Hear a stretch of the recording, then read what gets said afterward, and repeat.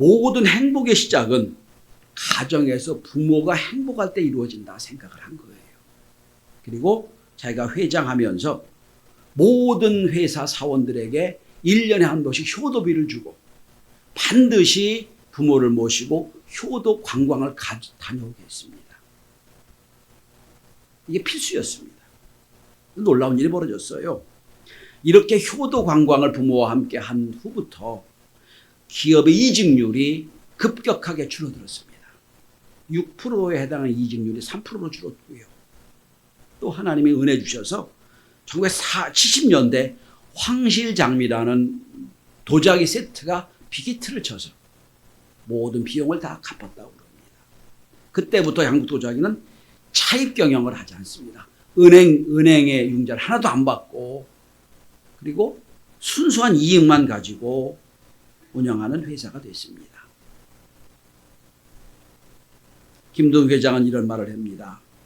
부모를 공경하고 어른을 존경하고 스승의 은혜를 아는 사람이 복된다고 약속했으니 이루어질 것이다. 놀라운 건 이렇게 효경영하다 보니까 노사의 문제가 하나도 없어졌다 합니다. 그리고 재미있는 건 이 회사를 떠나려고 해도 부모가 막는데 좋은 회사를 왜 떠나냐고. 그래서 성공적인 회사가 됐다는 겁니다. 그런데 이렇게 김동수 회장 장로가 이렇게 지혜를 깨닫게 된 것은 부인 역할이 컸다고 합니다.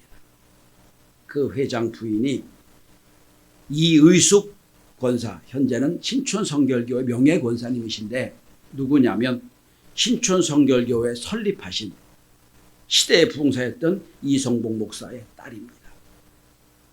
그러니까 하는 얘기가 성경이 약속한 대로 하면 분명히 이루어질 것이다 하는 믿음의 그 회사를 이루었던 겁니다. 오늘 본문을 다시 보시기 바랍니다. 성경은 이렇게 말씀합니다. 약속이 있는 첫 계명이다. 여러분 대통령이 약속해도 지켜야 됩니다. 안 지키면 난리가 나지요. 탄핵받잖아요. 하물며 우주 만물의 주인 하나님이 약속하신 겁니다. 약속이 있는 첫 계명이다. 하나님 앞에 계명이 아니라 사람 앞에 첫 계명이다. 이걸 지키면 이렇게 주신 축복을 하겠다. 바라기는 이 어버이 주일에 우리도 약속 있는 첫 계명을 지켜 다 복의 복을 받는 우리 경신의 모든 교우가 되시기를 주의 이름으로 축원합니다. 자, 그렇다면 오늘 본문에 내 부모를 공경하라 순종하라 했는데 우리에게는 부모가 엄마 아버지만 있는 게 아니에요. 루터는 성경적으로 볼 때 우리에게는 4명의 부모가 계시다라고 설명합니다. 우리에게는 4명의 부모가 계시다. 종교개혁자 루터는 말합니다.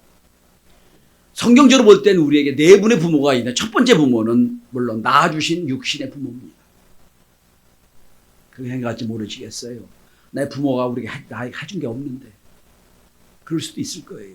근데 여러분 진짜 우리가 은혜 받은 것은 기억이 없을 때 받은 게 제일 큰 은혜예요. 여러분 기억나는 거 언제부터 기억나십니까? 초등학교 3학년 때부터? 엄마 젖 먹는 거 기억하는 사람은 초등학교 1학년까지 젖 먹은 사람이에요. 초등학교 1학년 기억이 안 나요, 여러분. 근데 여러분 보세요. 우리가 태어나서 아무것도 몰랐을 때 먹여주고 재워주고 입혀주고 씻어주고 이거 안 했으면 우리가 생존할 수가 없었어요. 근데 우리는 기억이 하나도 없어요. 진짜 사랑은 기억 없을 때 다 받은 거예요. 어린이집 운영하기 때문에 어린이집 매달 말에 어린이집 선생님들 회의를 할 때 잠깐 기도회를 갖자 예배를 드립니다. 제가 자주 하는 말씀이 하나 있어요. 여러분들 선생님들 애쓰고 수고하며 아이들을 잘 보육하고 양육할 겁니다. 그런데 미안하게도 아이들 여러분 기억하지 못할 겁니다. 여러분 어린이집 선생님 기억나나요? 안 나요. 그런데 사실은 그때가 가장 귀한 때입니다. 아이들은 기억이 없을 겁니다. 커도. 그런데 하나님은 기억하실 겁니다. 그 말을 꼭 드려요. 마찬가지예요, 여러분. 우리가 커서 뭐 물질적인 문제가 있고 여러 가지로 없어서 우리를 잘 케어하지 못한 부모가 있을지라도 여러분이 이 자리에 있는 것만큼은 여러분 부모가 여러분에게 많은 걸 줬다는 걸 기억하셔야 됩니다. 그게 첫 번째 부모, 나를 낳아준 부모예요. 두 번째 부모가 있습니다. 영적인 부모가 있어요. 천주교에선 신부를 갓파더라고 그러죠. 하나님 아버지라는 뜻이지요. 그죠? 여러분, 영적으로 내 인생을 책임져주고 나를 지도할 분, 그분은 영적인 아버지예요. 개신교에서는 목사님들이죠. 사실은 저도 나이는 어리지만, 이제 어리지도 않지만 여러분을 볼 때마다 자녀처럼 느껴져요. 네, 영적인 아버지니까. 열왕기하 2장 12절에 보면 엘리사 선지자가 엘리야 선지자를 향하여 내 아버지여 내 마병이여 이스라엘의 병거여 라고 소리친 장면이 나와요. 내 아버지요. 영적인 아버지라는 뜻이에요.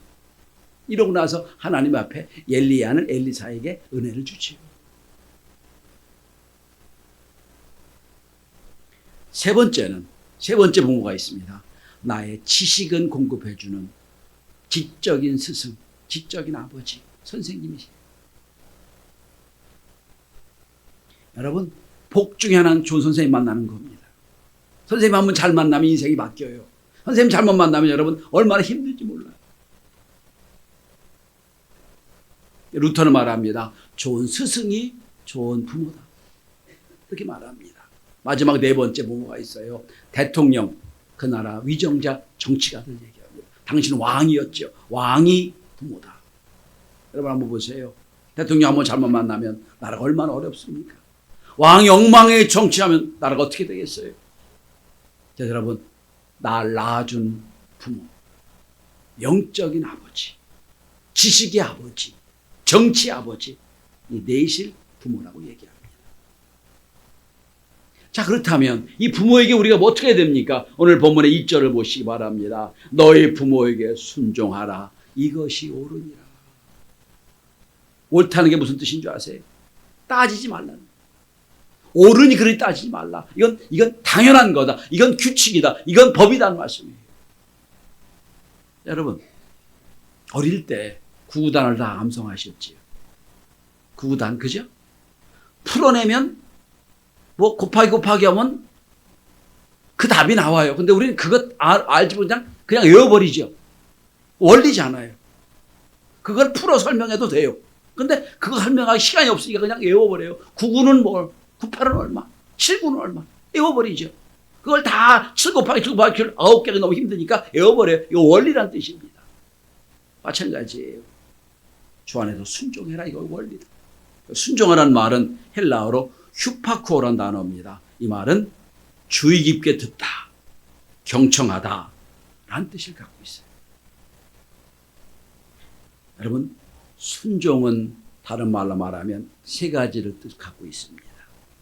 첫째는 잘 듣는 겁니다. 경청이 순종입니다. 여러분, 때로는 우리 부모가 나에게 말할 때 잔소리 좀 들을 때가 있어요. 알았어. 이게 아니고 잘 듣는 것. 저분이 말할 때 내가 잘 되라고 말할 텐데 라고 인정하는 것. 그리고 듣는 거예요. 잘 듣는 게 첫 번째입니다. 두 번째는 뭐가 순종이냐? 그분의 필요를 채워주는 게 순종이라고. 시종 들어주는 거 순종이라고 합니다. 마음을 쓰고 부모를 돌봐드리는 거. 마음을 쓰고 부모를 돌봐드리는 거. 세 번째는 부모에게 진짜 순종하는 거, 복종하는 걸 말합니다. 잘 듣고 시종을 들어드리고 복종하는 것. 이거를 성경에서는 순종이라고 말합니다. 성도 여러분, 순종의 달인, 성경에서 순종으로 잘해서 복을 받은 사람이 대표적인 누구죠? 이삭입니다. 이삭. 어느 날 아버지가 와서 말합니다. 우리 예배하러 가자. 알겠습니다. 예배하러 갑니다. 횃불을 들고 갑니다. 불이 있어야 되니까 재물 태워야 되니까. 근데 재물이 없어요. 가다가 물어요. 아버지, 다른 딸은 재물을 끌고 가는데 재물이 없네요. 아니, 하나님은 준비하실 거예요. 이상한데요? 그리고 가요. 모래산 올라가서 재물이 없습니다. 얘야, 하나님이 널 바치라고 한단다. 나이가 많이 먹은 할아버지의 아버지와 이제 막 젊은 청년 이상. 뭔 얘기를 하세요, 지금? 나 이게 말도 안 되는 말씀이에요. 라고 뿌리치고 왔다면, 그로 끝이에요. 내 인생을 통하여 내가 하나님을 아는데, 하나님이 절대로 그런 분이 아니십니다. 나를 바치라면 바치면 되겠지요. 아브라함 아버지는 이삭을 묻고, 이삭은 묶입니다.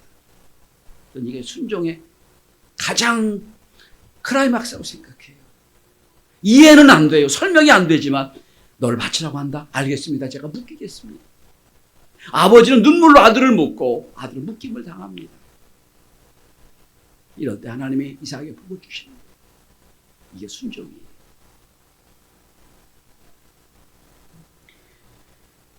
개인적으로 말씀 죄송합니다만 저희 아버님 목사님이 돌아가신 지가 수천하신 지가 12년이 됐습니다.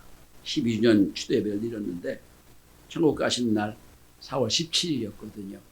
벚꽃이 가장 흐트러지게 핀 날입니다. 12년 전 아버님 장례식 때 제가 그런 고백을 한 적이 있습니다. 벚꽃이 피면 아버지가 떠오를 것 같습니다. 올해도 벚꽃이 막 흐트러져서 꽃띠가 내릴 때 아버지가 있었으면 얼마나 좋을까 생각을 했던 적이 있습니다. 아버님이 살아계실 때 가끔 제 방에 오시면 이렇게 뭐 한자를 좀 크게 복사해 주거나 이런 걸 좀 찾거나 하는 걸 제가 도와드렸어요. 쭉 이제 복사하고 당신 필요를 다 채우고 나면 앉아서 저한테 말씀하세요. 목회 조언을 이렇게 해주셨습니다. 절대로 성도를 차별하면 안 된다. 절대로 성도가 어려도 존댓말을 썼으면 좋겠다. 난 절대로 하대한 적이 한 번도 없다. 그리고 꼭 뒷말을 붙이세요. 내가 잘 알아서 하겠지만, 너도 잘 알겠지만. 그때는 바빠 죽게 막 일하는데 오셔서 말씀하니까 아이고 그건데 모르나요? 다 알지. 이만큼 나왔어요. 알겠습니다. 지금 이렇게 돌아보니 그때 그 조언이 많이 그립고 기억이 납니다. 여러분, 부모님이 살아계십니까? 살아계실 때 순종의 은혜를 많이 받으시길 바랍니다.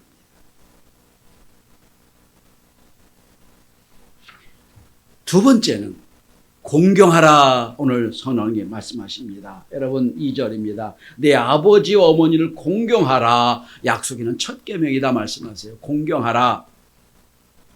인간의 관계는 셋으로 구별됩니다. 나보다 못한 사람을 이거는 긍휼히 여기는 거예요. 불쌍히 여기는 마음. 나보다 낮은 사람, 나보다 못사고 나보다 불쌍한 사람을 관계를 맺을 땐 우리는 긍휼을 베푼다 그럽니다. 불쌍히 여긴다 그럽니다. 나보다 수준이 같아요. 이건 친구로 만나는 거예요. 교제, 프렌드십이지요. 나보다 높은 사람을 우리는 공경한다, 존경한다 쓰는 겁니다. 오늘 성경은 말합니다. 네 아버지, 네 부모가 좀 가난하기도 하고 노쇠해서 능력이 없으니까 불쌍히 여기라 그거 아니에요.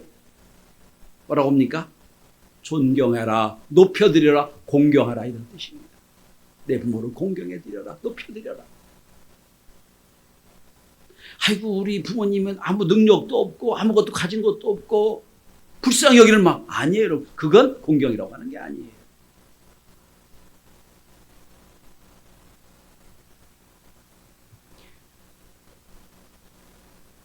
부모를 공경하면 그 부모의 말이 나에게 들려져요. 존경하니까. 근데 하대하면요 부모의 말 잔소리 들려요.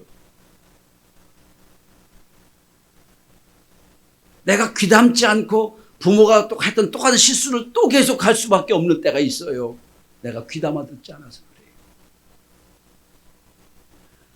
젊은이는 희망이 있고 야망이 있고 능력이 있습니다만 지혜는 부족할 때가 많아요. 근데 부모는 능력이 없지만 지혜가 많아요. 일평생 살아보면 도서관만큼의 지혜가 부모에게 있어요. 지금은 농경사회가 아니기 때문에 지혜가 필요 없다고 말할지 모르지만 그렇지 않습니다.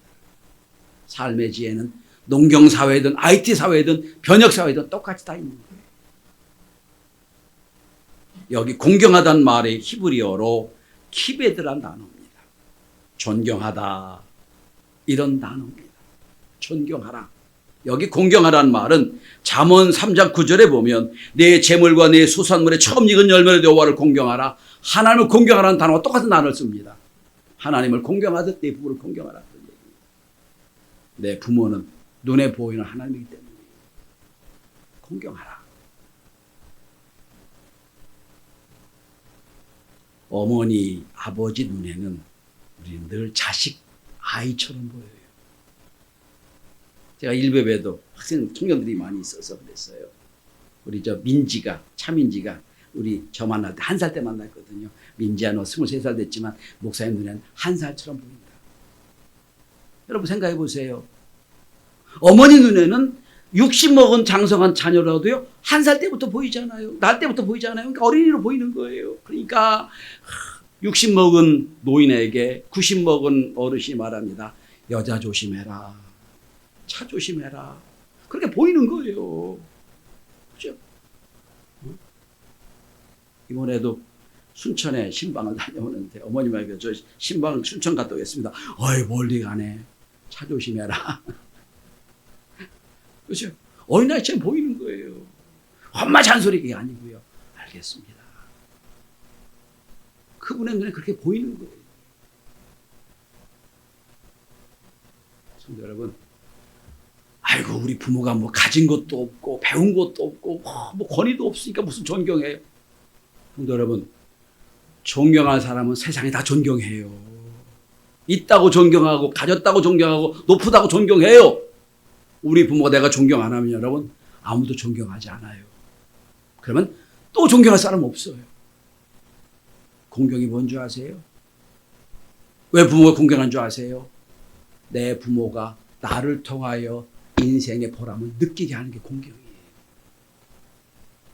메가더 장군의 자녀를 위한 기도 중에 이런 기도가 마지막으로 끝납니다. 이렇게 내 자녀를 주세요라고 쭉 설명하고 맨 마지막은 이렇게 끝납니다. 그리하여 내 자녀가 그런 아이가 될 때 저는 이렇게 속삭일 수 있을 것 같습니다. 나는 내 인생을 결코 헛되이 살지 않았노라. 이게 부모예요. 자녀가 공경을 해주고 존경해주면 그 부모는 생각합니다. 내 인생이 보람이 있었구나. 이거를 깨닫게 하는 게 진정한 효도라고 생각해요. 아이고 난 아무것도 능력이 없고 난 보다가 없는 사람이네. 이게 이렇게 부모가 느낀다면 얼마나 불행한 인생이에요. 야, 너를 통하여 내 인생이 보람이 있고 가치가 있는 인생이었구나 느낄 수 있다면 진정한 효도라고 생각합니다. 여러분, 순종하라, 공경하라, 이것이 약속 있는 첫 계명이라. 결론을 맺습니다. 그렇다면 어떻게 순종하고 어떻게 효도하는 것이 가장 큰 효도이고 축복입니까? 두 가지 말씀만 드리고 말씀을 정리합니다. 첫째는 가장 중요한 건 우리 부모를 구원시켜야 되는 겁니다. 내가 아무리 세상에서 잘해주고 아무리 높이고 아무리 존경해줘도 그분이 예수 안 믿고 100년으로 인생 끝난다면, 천국에서 못 본다면 그건 얼마나 불행한 일이 되겠어요. 혹시 우리 자녀, 우리 부모 중에 아직도 구원받지 못한 부모가 계시다면 무슨 방법이든지 그 부모와 더불어 언젠가 이 땅에서 끝날 때에 천국에서 만날 수 있는 가정이 될 수 있기를 바랍니다. 가장 큰 효도는 부모를 구원시키는 효도입니다. 두 번째 효도가 있다면 인간적으로 볼 때 효도는 자녀들이 행복하게 사는 걸 보여주는 것. 만나기만 하면 싸우고 만나기만 하면 응어리는 게 아니라 자녀들이 만날 때마다 행복하고 즐겁고 웃을 수 있는 가정 만드는 것. 어느 날 TV 보다가 상당히 도전받은 게 하나 있어요. 무슨 가족 프로그램 같은데 딸이 고생을 많이 한 딸이었어요. 그 딸이 어머니를 보고 이렇게 말하더라고요. 난 엄마 따라 태어난 게 행복해. 저는 그게 가장 효도라고 생각해요. 아버님을 보시고 아버님이 저희 아버님 된 게 너무 행복합니다. 할 수 있다면 어머님을 보고 우리 엄마가 된 게 너무 행복해 할 수 있다면 가장 효도라고 생각합니다. 효도는 대를 이어내려 갑니다. 대를 하나님 축복이 있다고 약속하셨어요. 약속 있는 하나님의 복을 받아 누리는 경신의 모든 교우가 되시기를 주의 이름으로 축원합니다.